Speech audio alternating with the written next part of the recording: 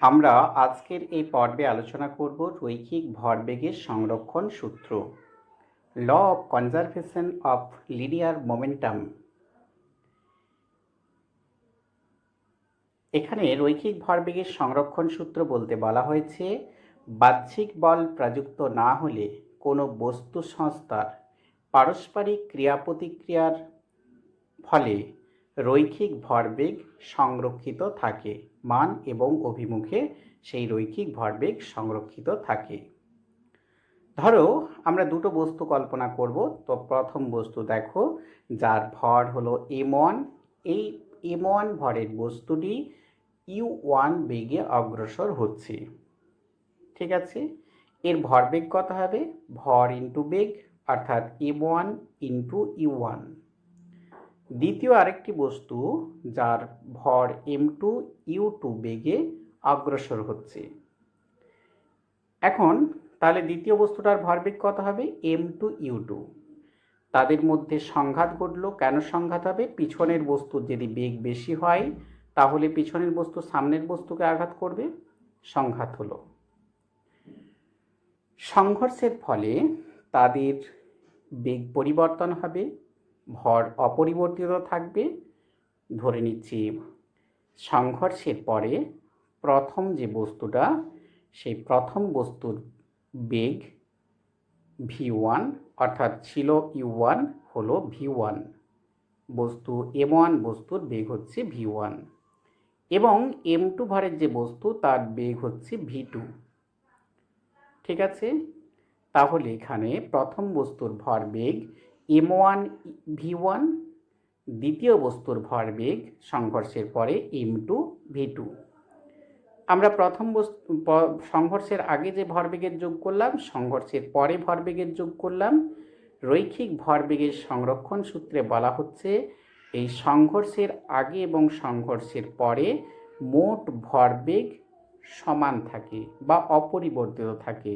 অর্থাৎ এই যে বন্ধনীর মধ্যে যে ভরবেগগুলো সংঘাতের আগে এবং সংঘাতের পরে করেছি, এই ভরবেগগুলো ইকুয়াল।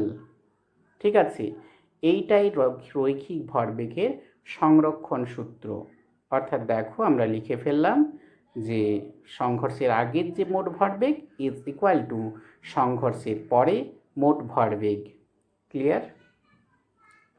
এইটাই হলো কি রৈখিক ভরবেগের সংরক্ষণ সূত্র। ঠিক আছে, অর্থাৎ রৈখিক ভরবেগ সংরক্ষিত থাকছে। নিউটনের থার্ড ল অর্থাৎ তৃতীয় গতিসূত্র থেকে রৈখিক ভরবেগের সংরক্ষণ সূত্রের প্রতিষ্ঠা। আমরা নিউটন থার্ড ল জানি, প্রত্যেক ক্রিয়ার সমান ও বিপরীত প্রতিক্রিয়া আছে। এটাই নিউটনের থার্ড ল। এর থেকে আমরা উপরের যে ভরবেগের সংরক্ষণ সূত্রটা দেখছি, সেই সংরক্ষণ সূত্রটা আমরা প্রতিষ্ঠা করব।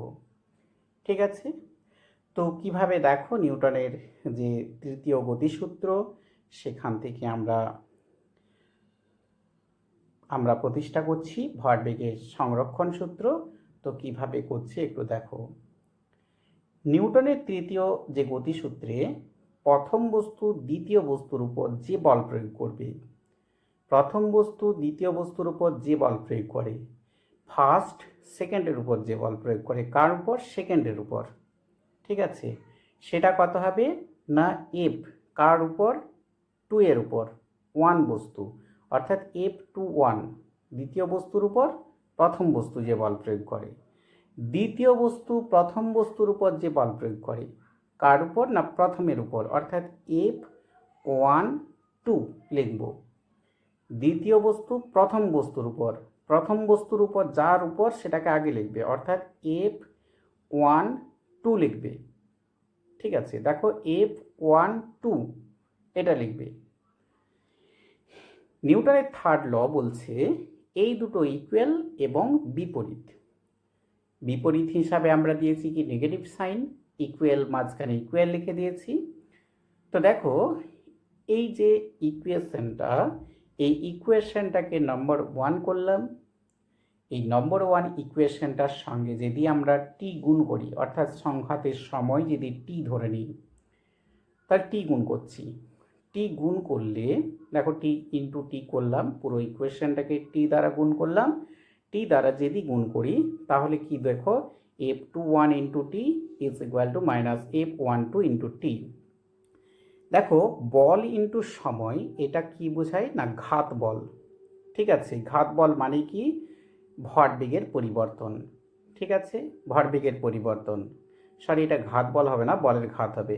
যাই হোক, এবারে দেখো ঘাত, বলের ঘাত মানে কি, ভরবেগের পরিবর্তন। তাহলে দেখো দ্বিতীয় বস্তুর ভরবেগের পরিবর্তন ইজ ইকুয়াল টু প্রথম বস্তুর ভরবেগের পরিবর্তন। তাহলে দ্বিতীয়টা লিখলাম প্রথমে, দ্বিতীয়টা ইজ ইকুয়াল টু ভরবেগের পরিবর্তন, দ্বিতীয় বস্তুর ভর হচ্ছে m2, তাহলে ওর যে ভরবেগের পরিবর্তন অন্তিম ভরবেগ মাইনাস প্রাথমিক ভরবেগ is equal to minus of প্রথম বস্তুর ভরবেগের পরিবর্তন। কি হবে, অন্তিম ভরবেগ প্রথম বস্তুটার m1v1 মাইনাস প্রাথমিক ভরবেগ মাইনাস m1u1 লিখলাম। এরপরে দেখো আমরা একটু ক্যালকুলেশন করে নিচ্ছি কিভাবে, সেটা একটু দেখো। প্রথমে আমরা m2v2টাকে আলাদা লিখলাম, অর্থাৎ অন্তিম মাইনাস প্রাথমিক ভরবেগ। আচ্ছা, এটাকে একটু গুছিয়ে লিখছি। যাই হোক, আমরা উপরের সমীকরণটাকেই মাইনাসটা তুলে দিয়ে মাইনাসটা দ্বারা গুণ করে নিচ্ছি, এরপরে গুছাবো। তো দেখো, বা এই যে মাইনাস m2u2 আছে, এটাকে আমরা লিখে ফেললাম মাইনাস m1u1 যেটা আছে লিখে ফেললাম, ডান সাইডে যেটা ছিল, বাম সাইডে আসলে মাইনাস হয়ে যাবে। এবার দেখো আমরা এই সাইডটা কি করছি, ডান সাইডের ক্যালকুলেশন দেখো, এই m2v2টাকে ডান সাইডে আনছি, অর্থাৎ মাইনাস m2v2 হয়ে যাচ্ছে। বা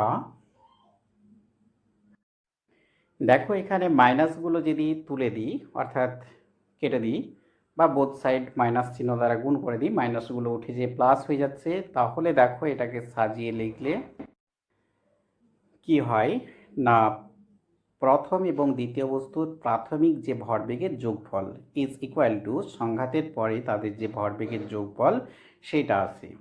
অর্থাৎ সংঘর্ষের আগে মোট ভরবেগ এবং সংঘর্ষের পরে মোট ভরবেগ একই থাকে, এটাই ভরবেগের সংরক্ষণ সূত্র ছিল। তাহলে আমরা এটা প্রমাণ করলাম। এরপরে দেখো রৈখিক ভরবেগের সংরক্ষণ সূত্র থেকে নিউটনের তৃতীয় গতিসূত্র।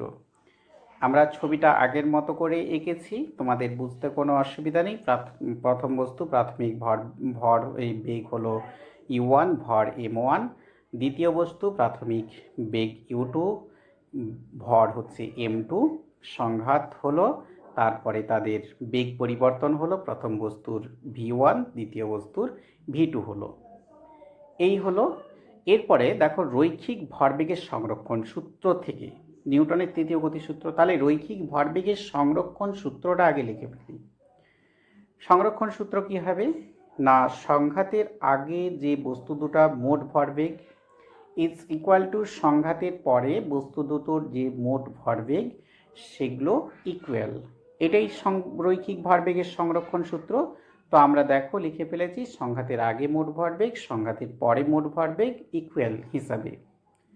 এরপরে আমরা একটু এটাকে দেখো অন্যভাবে গুছিয়ে আমরা একটু লিখব যে কোনটা কোন দিকে ট্রান্সফার করছি। দেখো সমান চিহ্নের ডান সাইড বাম সাইডে কোনটা করছি দেখো আমরা করলাম।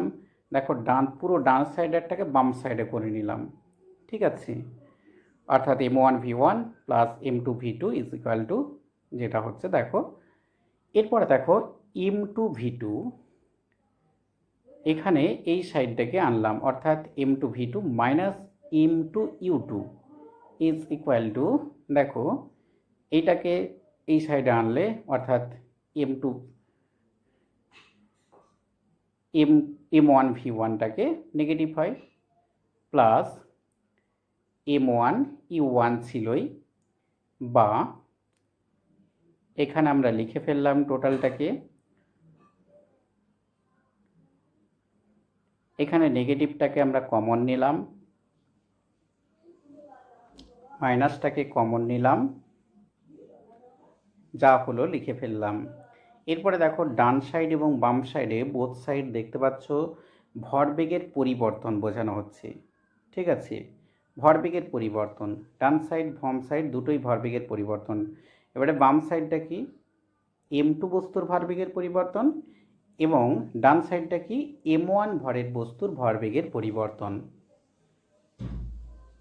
অন্তিম ভরবেগ মাইনাস প্রাথমিক ভরবেগ করা হয়েছে, তাহলে m2 বস্তুর ভরবেগের পরিবর্তন is equal to minus of m1 ভরের বস্তুর ভরবেগের পরিবর্তন।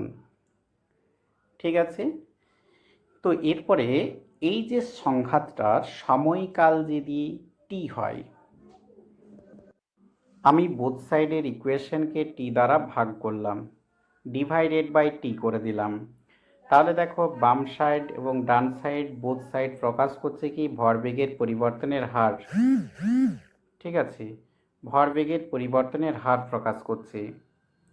ভরবেগের পরিবর্তন হার মানে কি, প্রযুক্ত বল, অর্থাৎ m2 ভরের বস্তুর উপর প্রযুক্ত বল is equal to minus of m1 ভরের বস্তুর উপর প্রযুক্ত বল। ঠিক আছে, ভরবেগের পরিবর্তনের হারই প্রযুক্ত বল, আমরা Newton second law of motion থেকেই জানি। তো এখানে দেখো m2 ভরের বস্তুর উপর প্রযুক্ত বল কি হবে, m2 দ্বিতীয় বস্তুর উপর, F21 m1 ভরের উপর প্রযুক্ত বল কি হবে, m1 মানে 1 নম্বর বস্তুর উপর F12।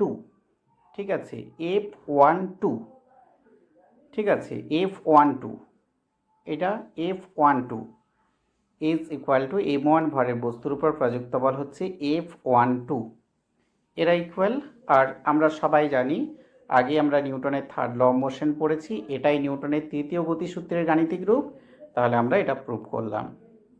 নেক্সট দেখো, বন্দুকের পিছু হুটা। একটা বন্দুক নিয়েছি, তার ভর নিয়েছি ক্যাপিটাল এম, এই বন্দুকে গুলি ভরা আছে, সেই গুলির ভর দেখো কালো চিহ্ন দ্বারা চিহ্নিত করেছি, সেটাকে স্মল এম বলছি। এবারে ট্রিগার টিপা হলো, ট্রিগার টিপার ফলে কি হবে না, গুলি সামনের দিকে অগ্রসর হবে এবং বন্দুকেরও একটা পিছু হটা ঘটবে। যাই হোক, আমি বন্দুকের বেগেও গুলির দিকেই লিখে রেখেছি, দেখো যে v1, বন্দুকের বেগ আমরা ধরছি ক্যাপিটাল ভি, গুলির বেগ ধরে নিচ্ছি স্মল ভি, এবং গুলির ভর স্মল এম, বন্দুকের ভর ক্যাপিটাল এম।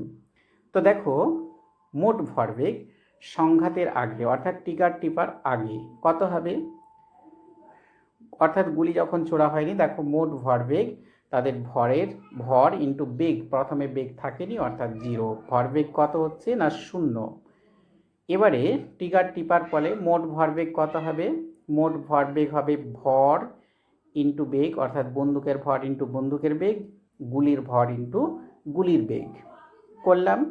এরপর দেখো আমরা যে ভরবেগের সংরক্ষণ সূত্র পড়েছি তাতে জানি কি, যে মোট ভরবেগ অপরিবর্তিত, অর্থাৎ সংঘর্ষের আগে এবং পরে মোট ভরবেগ অপরিবর্তিত, অর্থাৎ দুটো ইকুয়াল করে দিয়েছি দেখো। ঠিক আছে, ট্রিগার টিপার আগে যে মোট ভরবেগ, ট্রিগার টিপার পরে যে মোট ভরবেগ। এরপর দেখো ইকুয়েশনটার থেকে আমরা ক্যাপিটাল ভি অর্থাৎ বন্দুকের যে পিছু হটার বেগ, সেটার দেখো ইকুয়েশনটা আমরা পেয়ে গেলাম, সেটার নেগেটিভ ভ্যালু আসছে। এখানে নেগেটিভ ভ্যালু বোঝাচ্ছে যে গুলি যেদিকে যাবে বন্দুক তার অপোজিট দিকে পিছু করবে। ক্লিয়ার?